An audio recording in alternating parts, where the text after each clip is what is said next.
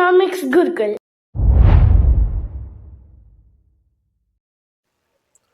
Hi everyone. இன்னைக்கு நம்ம பார்க்க போற டாபிக் சர்க்குலர் ஃப்ளோ ஆஃப் இன்கம்ல 3 செக்டார் மாடல். நம்ம ஏற்கனவே 2 செக்டார் மாடல் பார்த்துருக்கோம். 2 செக்டார் மாடல்ல எதை பத்தி பார்த்தோம் அப்படின்னா ஹவுஸ் ஹோல்டும் ஃபேர்மும் பத்தி நம்ம பார்த்தோம். இப்போ இந்த சர்க்குலர் ஃப்ளோ ஆஃப் இன்கம்ல மூணாவதா ஒரு செக்டார் ஆட் ஆகுது. அந்த செக்டார் தான் கவர்மெண்ட். அப்போ இப்போ நாம் என்ன பார்க்க போகிறோம் அப்படின்னா 3 செக்டார் மாடலில் எப்படி இன்கமும் கூட்ஸ் அண்ட் சர்வீஸும் சர்க்குலர் மூமெண்ட்டில் போக போகுது அப்படின்றத நம்ம பார்க்க போகிறோம். இங்கே நமக்கு இருக்கிறது 3 sector: house hold, firm, government.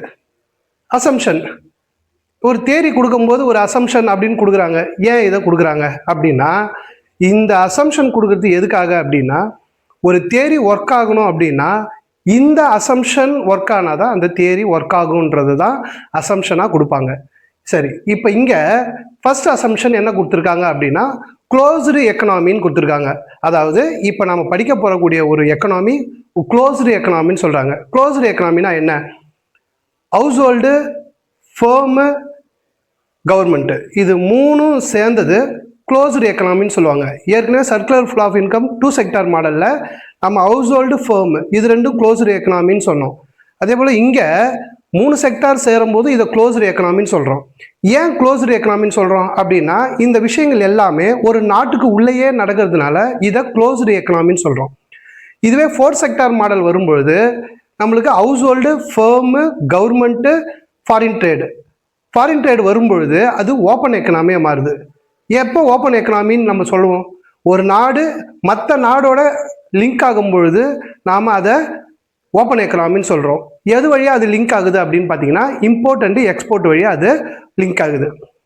இங்கே நாம் பார்க்குறது க்ளோஸ்டு எக்கனாமி. அப்படின்னா இது ஒரு நாட்டுக்குள்ளேயே நடக்குது அப்படின்றது தான் அசம்ஷன். அடுத்தது ப்ரைஸ் ரிமைன்ஸ் கான்ஸ்டன்ட்.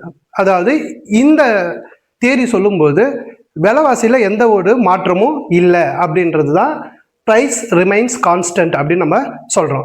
சரி, இப்போ ஏற்கனவே 2 செக்டார் மாடல் பார்த்தவங்களுக்கு அது எப்படி சர்க்குலர் மூவ்மெண்ட்டில் இன்கமும் கூட்ஸ் அண்ட் சர்வீஸும் போகுது அப்படின்றது தெரியும். இப்போ இந்த 3 செக்டார் மாடலில் இது எப்படி ஒர்க் ஆகுது அப்படின்றத இப்போ நம்ம பார்க்க போகிறோம். சரி, இப்போ இந்த கான்செப்டை நான் எங்கேருந்து கொண்டு வரேன் அப்படின்னா ஹவுஸ் ஹோல்டுலேருந்து கொண்டு வரேன்.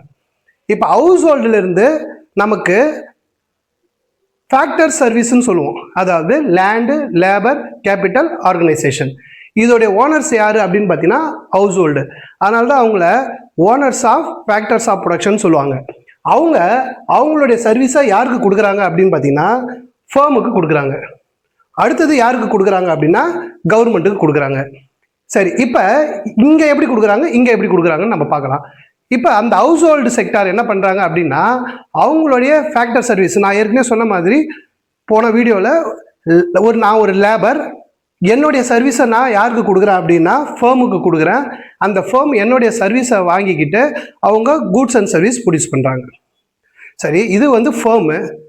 கவர்மெண்ட்டில் எப்படி? இங்கேயும் அதே தான். நான் என்ன கொடுக்குறேன் அப்படின்னா என்னுடைய லேபர் சர்வீஸை கவர்மெண்ட்டுக்கு கொடுக்குறேன். எப்படி கொடுக்குறேன்? கவர்மெண்ட்டு ஒரு ஹாஸ்பிட்டல் இல்லை ஸ்கூல் கட்டுது. ஹாஸ்பிட்டலுக்கு டாக்டர்ஸ் வேணும், ஸ்கூலுக்கு டீச்சர்ஸ் வேணும். அப்போ கவர்மெண்ட் என்ன பண்ணுது அப்படின்னா ஹவுஸ் ஹோல்டு கிட்டேருந்து எதை வாங்குறாங்க அப்படின்னா டீச்சர்ஸையும் டாக்டரையும் வாங்குறாங்க. அப்போ அந்த ஹவுஸ் ஹோல்டு கவர்மெண்ட்டுக்கு எதை கொடுக்குறாங்க அப்படின்னா அவங்களுடைய ஃபேக்டர் சர்வீஸை கொடுக்குறாங்க. சரிங்களா? அப்போ ஃபஸ்ட்டு மூவ்மெண்ட் என்ன ஆகுது அப்படின்னா ஃபேக்டர் சர்வீஸ் மூவ் ஆகுது, கவர்மெண்ட்டுக்கும் மூவ் ஆகுது, ஃபேர்முக்கும் மூவ் ஆகுது அப்படின்னு சொல்கிறோம். சரி, இன் ரிட்டன் என்ன? அவங்க சர்வீஸை கொடுத்தாங்க, அதுக்கு பதிலாக இவங்க என்ன கொடுக்குறாங்க அப்படின்னு பார்க்கும்போது ஃபேர்மு அதுக்கு பதிலாக ஃபேக்டர் பேமெண்ட்ஸை கொடுக்குறாங்க. ஃபேக்டர் பேமெண்ட்ஸ்னால் என்ன? லேண்டு, லேபர், கேபிட்டல், ஆர்கனைசேஷனுக்கான rewards, wage, rent, interest and profit. இது அப்படியே யார்கிட்டேருந்து எங்கே போகுது அப்படின்னு பார்த்தீங்கன்னா ஃபேர்ம்லேருந்து ஹவுஸ் ஹோல்டுக்கு போகுது. இது ஃபேர்ம்லேருந்து போயிடுச்சு. ஓகே, இப்போ ஹவுஸ் ஹோல்டு கொடுத்தாங்க, ஃபேர்ம் இதை திரும்ப கொடுத்துருச்சு. அடுத்தது இப்போ கவர்மெண்ட்டுக்கு வருவோம்.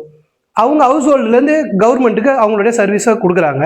இப்போ கவர்மெண்ட் என்ன பண்ணுது? இன் ரிட்டனாக அவங்களுக்கு சேலரி கொடுக்குது. இப்போ ஒரு கவர்மெண்ட் ஸ்கூலில் வேலை பண்ணுற ஒரு டீச்சருக்கு கவர்மெண்ட் என்ன பண்ணுது அப்படின்னா சம்பளம் கொடுக்குது. ஒரு கவர்மெண்ட் ஹாஸ்பிட்டலில் வேலை செய்யக்கூடிய ஒரு டாக்டருக்கு கவர்மெண்ட் சம்பளம் கொடுக்குது. அப்போ கவர்மெண்ட் கிட்ட இருந்து என்ன போகும் அப்படின்னா ஃபேக்டர் பேமெண்ட்ஸ் போகும். இப்போ ஒரு சர்க்கிள் நம்மளுக்கு முடிஞ்சிடுச்சு.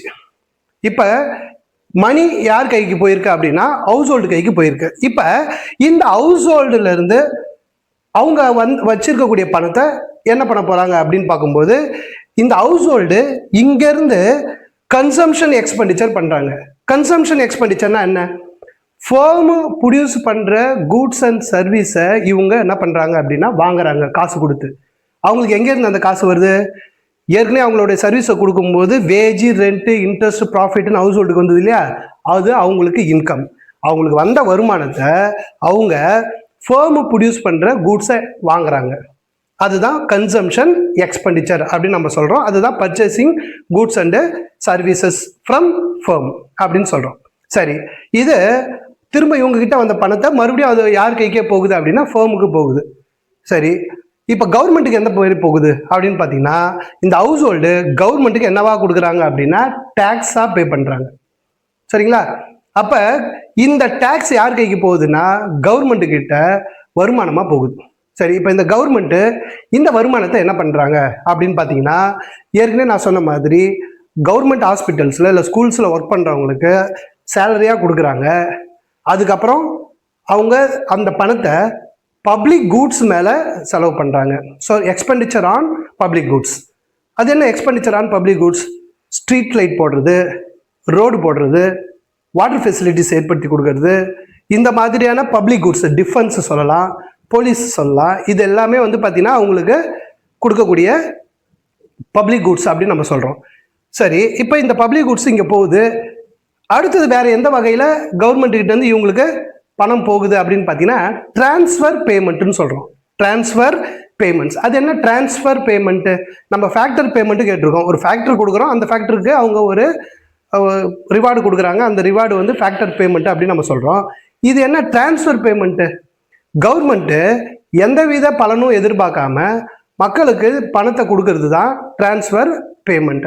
அது என்ன, எப்படி கொடுப்பாங்க? பணம் எந்த வேலையும் செய்யாமல் எப்படி கவர்மெண்ட்டு மக்களுக்கு பணத்தை கொடுக்கும் அப்படின்னா ஒரு ஸ்டூடெண்ட்டுக்கு ஸ்காலர்ஷிப்பாக கொடுக்குறது. ஒரு ஸ்டூடெண்ட் இருக்காங்க, அவங்க படிப்புக்காக கவர்மெண்ட்டு ஸ்காலர்ஷிப் கொடுக்குது. இப்போ அவங்க எந்த வேலையும் கவர்மெண்ட்டுக்கு செய்யலை, ஆனால் கவர்மெண்ட்டு அவங்களுக்கு என்ன கொடுக்குது அப்படின்னா ஸ்காலர்ஷிப் பணம் கொடுக்குது. அப்போ இந்த பணம் இருக்குது இல்லையா, இதுதான் டிரான்ஸ்ஃபர் பேமெண்ட் அப்படின்னு நம்ம சொல்கிறோம். இன்னும் நிறையா உதாரணம் சொல்லலாம். For example old age pension. இப்போ கவர்மெண்ட் வயதானவர்களுக்கு ஓல்டேஜ் பென்ஷன் கொடுக்குறாங்க. அந்த பென்ஷனும் அவங்கக்கிட்ட இருந்து எந்தவித உழைப்பும் எதிர்பார்க்காம கவர்மெண்ட்டு இலவசமாக அவங்களுக்கு கொடுக்குது. இதை தான் டிரான்ஸ்ஃபர் பேமெண்ட்டுன்னு சொல்கிறோம். அப்போ இங்கேருந்து பணம் அங்கே போகுது, மறுபடியும் அங்கேருந்து பணம் இங்கே வருது. இப்படியே இது பார்த்தீங்கன்னு சொன்னால் ஒரு சர்க்குலர் மூவ்மெண்ட்டில் மூவ் ஆகிட்டே இருக்குது அப்படின்னு நம்ம சொல்கிறோம்.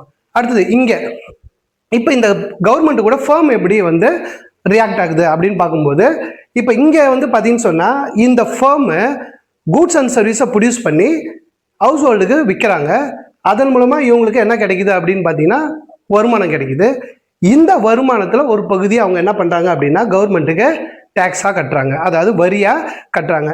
அப்போ கவர்மெண்ட்டுக்கு ஹவுஸ் ஹோல்டும் டேக்ஸ் கட்டுது, ஃபேர்மும் டேக்ஸ் கட்டுது அப்படின்னு நம்ம சொல்கிறோம். இப்போ இந்த ரெண்டு டேக்ஸை வச்சுக்கிட்டு தான் அவங்க பப்ளிக் கூட்ஸு கொடுக்குறாங்க அப்படின்னு நம்ம சொன்னோம். சரி, இப்போ இந்த கவர்மெண்ட்டு கூட்ஸ் அண்ட் சர்வீஸையும் பர்ச்சேஸ் பண்ணுவாங்க. அது எப்படி கூட்ஸ் அண்ட் சர்வீஸை பர்ச்சேஸ் பண்ணுறாங்க அப்படின்னு பார்க்கும்போது இந்த ஃபேர்ம் ப்ரொடியூஸ் பண்ணக்கூடிய சில பொருட்களை கவர்மெண்ட்டு பர்ச்சேஸ் பண்ணும். அதான் purchase of goods and service. அப்போ பணம் மறுபடியும் இங்கேருந்து ஃபேர்முக்கு திரும்ப போகுது. இல்லை வேற எப்படி போகுது அப்படின்னு பார்த்தீங்கன்னு சொன்னால் சப்சிடிஸ் வழியாக போகும். கவர்மெண்ட்டு ப்ரைவேட்டுக்கு நிறைய சப்சிடிஸ் கொடுப்பாங்க. அப்போ கவர்மெண்ட் என்ன பண்ணுது அப்படின்னா ஒரு வருமானத்தை கொண்டு வருது, மறுபடியும் அதே வருமானத்தை மக்களுடைய வெல்ஃபேருக்கு செலவு பண்ணுது அப்படின்னு நம்ம சொல்கிறோம். சரி, இப்போ இந்த சர்க்குலர் மூவ்மெண்ட்டில் கவர்மெண்ட்டோடைய ரோல் என்ன அப்படின்னு பார்க்கும்போது கலெக்டிங் இன்கம். எப்படி அந்த இன்கம் கலெக்ட் ஆகுது அப்படின்னு பார்த்தீங்கன்னா த்ரூ டேக்ஸஸ். டேக்ஸ் வழியாக கவர்மெண்ட்டுக்கு வருமானம் கிடைக்குது அப்படின்னு நம்ம சொல்கிறோம். அடுத்தது spending it for public welfare. இதை யாருக்காக செலவு பண்ணுறாங்க அப்படின்னா மக்களுடைய நலன், பப்ளிக் வெல்ஃபேருக்காக தான் இதை செலவு பண்ணுறாங்க அப்படின்னு நம்ம சொல்கிறோம். சரி, இப்போ கவர்மெண்ட் இந்த இடத்துல என்னவா ஆக்ட் ஆகுது, என்னவா செயல்படுது அப்படின்னு பார்த்தீங்கன்னா, இட்ஸ் அ ரெகுலேட்டர். கவர்மெண்ட் வந்து ஒரு ரெகுலேட்டராக செயல்படுது. ரெகுலேட்டர்னா என்ன? இப்போ ஒரு எக்கனாமி இருக்கு, அந்த எக்கனாமியில் வந்து இன்ஃப்ளேஷன் டிஃப்ளேஷன் சொல்லுவாங்க. அதாவது பணவீக்கம் பணவாட்டம்னு சொல்றாங்க. பணவீக்கமும் ஒரு நாட்டுக்கு கேடு, பணவாட்டமும் ஒரு நாட்டுக்கு கேடு. அதாவது இன்ஃப்ளேஷன் டிஃப்ளேஷன் ரெண்டுமே ஒரு நாட்டுக்கு நல்லதில்லை அப்படின்னு நம்ம சொல்லும்போது, இப்போ கவர்மெண்ட் என்ன பண்ணுது அப்படின்னா, அந்த இன்ஃப்ளேஷன் டிஃப்ளேஷனை ரெகுலேட் பண்ணுறாங்கன்னு சொல்கிறோம். எப்படி ரெகுலேட் பண்ணுறாங்க அப்படின்னா, அவங்களுடைய டேக்ஸ் ஒன்று டேக்ஸை அதிகப்படுத்துறதின் வழியாகவோ அல்லது டேக்ஸை குறைக்கிறதுன் வழியாகவோ மக்கள் கையில் பணத்தை அதிகப்படுத்துறது இல்லை மக்கள் கையில் பணத்தை குறைக்கிறது, அல்லது எக்ஸ்பெண்டிச்சர் அப்படின்னு நம்ம சொல்கிறோம். செலவு ஒன்று கவர்மெண்ட்டு செலவு பண்ணி மக்கள் கையில் பணத்தை கொண்டு போகிறது, இல்லைன்னா செலவை குறைச்சிட்டு மக்கள் கையில் பணம் போகாமல் நிறுத்துறது. இப்படி கவர்மெண்ட் என்ன பண்ணுதுன்னா ஒரு எக்கனாமியில் ரெகுலேட்டராக ஒர்க் பண்ணுது அப்படின்னு நம்ம சொல்கிறோம். ஆக்ட் அஸ் அன் ரெகுலேட்டர், ஒரு ரெகுலேட்டராக ஒர்க் ஆகுது. கன்சியூமர் கவர்மெண்ட் ஒரு கன்சியூமராகவும் இருக்குது. எப்படி கன்சியூமராக இருக்காங்க? ஹவுஸ் ஹோல்டு கிட்டேருந்து ஃபேக்டர் சர்வீஸை வாங்கும்போது ஒரு கன்சியூமராகவும், இங்கே இந்த ஃபேம் ப்ரொடியூஸ் பண்ணுற கூட்ஸை வாங்கக்கூடிய ஒரு பர்ச்சேசராகவும் இருக்கிறதுனால கவர்மெண்ட்டே ஒரு கன்சியூமராக இருக்குது அப்படின்னு நம்ம சொல்கிறோம். அடுத்தது ரீடிஸ்ட்ரிபியூட்டர் ஆஃப் இன்கம். அது என்ன ரீடிஸ்ட்ரிபியூஷன்? கவர்மெண்ட்டுக்கு வரக்கூடிய இன்கம்மை மீண்டும் மக்கள் எங்கேருந்து வந்ததோ அவங்களுக்கே திரும்ப கொண்டு போகிறது தான் ரீடிஸ்ட்ரிபியூஷன் அப்படின்னு நம்ம சொல்கிறோம். அப்படின்னா என்ன? இப்போ மக்கள் வந்து இங்கேருந்து டேக்ஸாக கொடுக்குறாங்க கவர்மெண்ட்டுக்கு, ஃபேம் என்ன கொடுக்குதுன்னா டேக்ஸாக கொடுக்குது. அப்போ இவங்களுக்கு ஒரு வருமானம் வருது. இதே வருமானத்தை திரும்பவும் அவங்க மக்களுக்கு ரோடு போட்டு தர்றது, ஸ்ட்ரீட் லைட் கொடுக்குறது, இந்த மாதிரி பப்ளிக் குட்ஸ் மேலே செலவு பண்ணி திரும்பவும் அவங்களுக்கே அதை என்ன பண்ணிடுறாங்கன்னா செலவு பண்ணிடுறாங்க. அதே மாதிரி இங்கே இவங்க உற்பத்தி செய்யக்கூடிய பொருளை வாங்குறதின் வழியாக அதே பணம் திரும்பவும் யாருக்கு வருது? ஃபேமுக்கு வருது. அப்படின்னா இந்த எக்கனாமியில் என்ன நடக்குது? இந்த 3 செக்டார் உள்ள என்ன நடக்குது அப்படின்னா, 3 செக்டார் இருந்தாலும் ஒரு செக்டாரோடைய வருமானம் இன்னொரு செக்டாருடைய எக்ஸ்பெண்டிச்சர். அதாவது ஒருத்தவங்களுடைய செலவு இன்னொருத்தவங்களுடைய வருமானம். அப்போ இங்கே அந்த வருமானமும் செலவும் ஒரு செக்டார்லேருந்து இன்னொரு செக்டாருக்கு மாறி மாறி போய் வருதே தவிர, இப்போ இது எல்லாமே எப்படி இருக்குது அப்படின்னு பார்த்தீங்கன்னா, அந்த இன்கமும் எக்ஸ்பெண்டிச்சரும் சேமாக தான் இருக்கும். ஆனால் அது ஒருத்தவங்க ஒரு செக்டார் இன்னொரு செக்டாரில் மாறி மாறி போயிட்டு இருக்கமே தவிர இன்கமும் எக்ஸ்பெண்டிச்சரும் இங்கே சேமாக தான் இருக்குது. அப்போ பணம் சர்க்குலர் மூவ்மெண்ட்டில் இந்த 3 செக்டாருக்குள்ளே என்ன பண்ணிட்டு வருது? சுற்றிட்டு வருது அப்படின்றது தான் இந்த 3 செக்டார் மாடலில் நம்ம சொல்கிறோம். சரி, இப்போ இந்த 3 செக்டார் மாடலில் வேறு ஏதாவது அடுத்தது ஆட் பண்ணலாமா அப்படின்னு பார்க்கும்போது 4 செக்டார் மாடலை நம்ம இதில் என்ன பண்ணலாம்னா ஆட் பண்ணலாம். அந்த 4 செக்டார் மாடலை நம்மளுடைய அடுத்த வீடியோவில் பார்க்கலாம். தேங்க்யூ.